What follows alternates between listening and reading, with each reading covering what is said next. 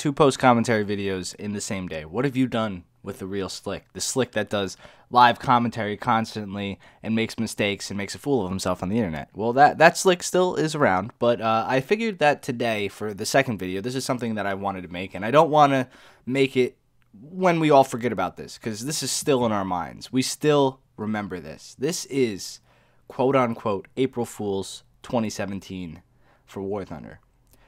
The Leopard 2A5, the T90A, the Apache, or a version of the Apache for the Germans, and the Mi-35 all were introduced in the Middle East and got to fight it out.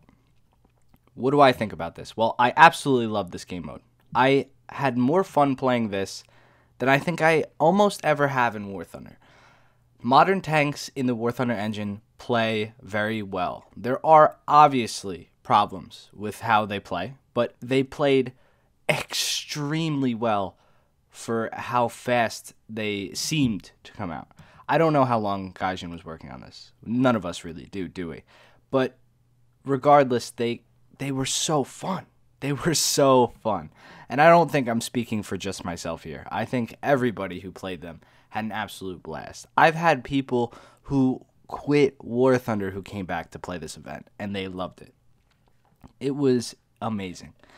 And what I'm going to tell you guys is opinions. This is my opinions. But I would say that I have a very strong feeling about it.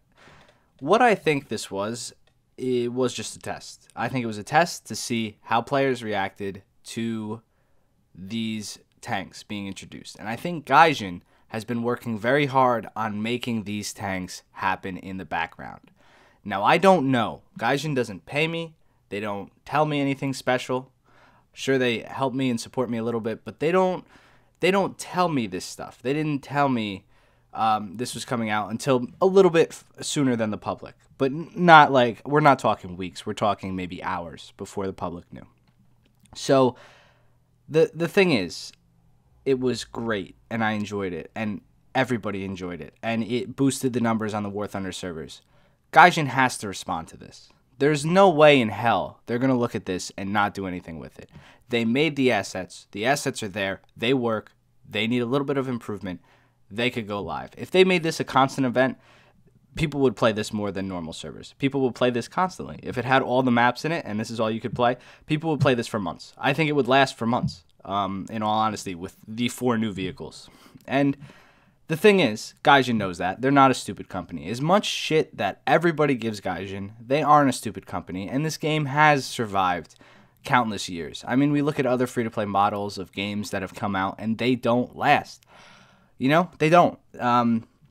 They come and go, and nobody really talks about them anymore. War Thunder is here. It's here to stay. I don't know how long it's going to stay for. None of us really do. But people play it every day. People make livings off of it. There are YouTubers who make livings off of War Thunder. Myself included, I live off of this game partially, you know? And the thing is, it's fantastic. There are new players every day. The people who bitch about things that they don't know themselves how to solve. You know, if you think of a problem in this game and you can't think of a solution yourself, then, I mean, does that not explain what the problem is? You know, does that not show you that it's a real issue? It's not something easily fixed. So, yeah, with that out of the way, this has to become something. There is no way it's not going to be something. But what is it going to be? And that's what I'm curious about too, because I can see it going a couple ways. You know, how did they introduce tanks in the beginning? They released premium packs where you could buy into the CBT. I think that that's what they should do with this, in my opinion. I don't think it should be the normal tree, but I think that if they made another tree where you bought, let's say, a Leopard 2A or a Leopard 2A5 and a T90A, you have the choice to buy either or both. You buy into the CBT of the modern MBTs. But the issue with this, there is an issue with this, and I know you might think, what is the issue? We get what we want. We get to play the game we want. The thing is, if they did that, it would do so well, I think it would destroy War Thunder as we know it today. And that's a scary thought, not in terms of, the fact that, I don't know how to explain it. it's a scary thought because War Thunder as we know it today is still a good game. I love War Thunder as we know it today. But if they split it in the same game and you didn't have to grind for these vehicles, people would play this way more than normal War Thunder, vanilla War Thunder. People would play the modern MBTs if they could buy in every day. They wouldn't touch Tiger 1s anymore. And those vehicles have gotten so much better and so much time from Gaijin's employees and content creators and makers have gone into making that Tiger a tank in this game and that IS-6, regardless of how much we hate it, somebody made that model, you know? And the thing is, I don't think Gaijin wants their hard work to go to waste. I think they want something where it would still be played by people. And the only way I can see that happening is if you have to grind for this stuff. And if you have to grind for this stuff, it's going to take way too long if it's the same system that we have now. So what I ask you guys today is, how could this be implemented in a fair way, where the grind would be the same, but people would play both? There'd be a reason to play the Tigers, but there'd also be the excitement of playing a Leopard 2. And that's where I'm stuck on, because I think the best solution I can come up with is if they lowered RP costs for every vehicle and made the grind from Tier 1 to Tier 9 the same as it is now from Tier 1 to Tier 5. So you know how the top tier vehicles cost 380 RP to grind out now?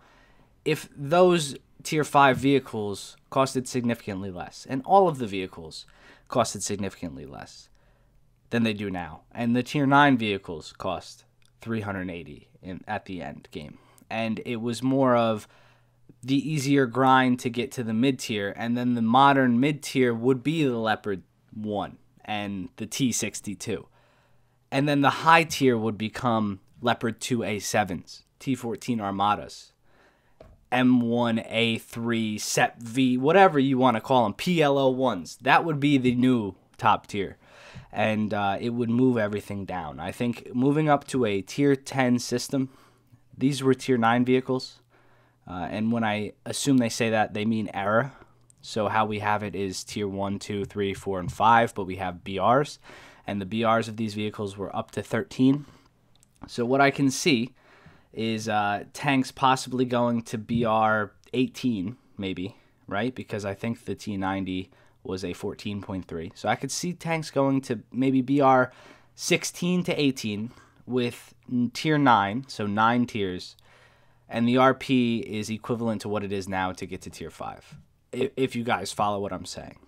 In terms of helicopters, they would have to have their own line, because there's not as many helicopters to choose from as you would think, because of just, you know, America has used two to three helicopters that have offensive capabilities in the past 40 years. I mean, we used the Apaches, and obviously there's different variants, which they could add, but we used Apaches, we used Cobras, and before, I mean, I guess you could say a Kiowa or a Little Bird could be implemented in some point, and they would have benefits of their own.